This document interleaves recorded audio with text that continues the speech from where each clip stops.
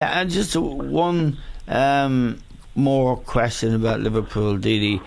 I believe his net spend since he's been there is 6.5 million. In other words, he hasn't. They haven't got the checkbook out and bought Mane. I think who was a very good buy. They're gonna really need to spend money in this coming summer transfer window, aren't they? Well, they do, because for one, they need a deeper squad. If they were to play in Europe, which is very likely, they will play in the Champions League or the Europa League. So they will need more bodies in their squad. But they also need quality, because if you look at them defensively, if you look at the left-back position, which I'm staggered that it hasn't been addressed, you go with Milner, who's a fantastic pro, but he's not a left-back. You play with him the whole season.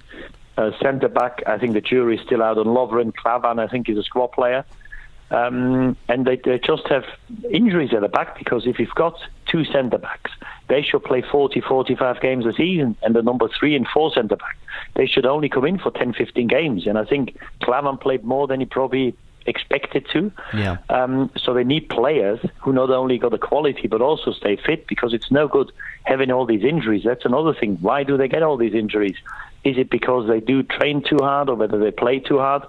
And this is where, for me, a huge doubt is about next season. If they were to play in Europe, which, as I said, they will play in Europe, with 10 added games, where is it going to leave them in the European competition? Where is it going to leave them in the league? When now, at times, people say they're running out of steam. I think they need a holding midfielder. They need a centre-back. And then you still haven't got a goalkeeper, because I can't see him putting Karius back in goal after playing Mignolet now.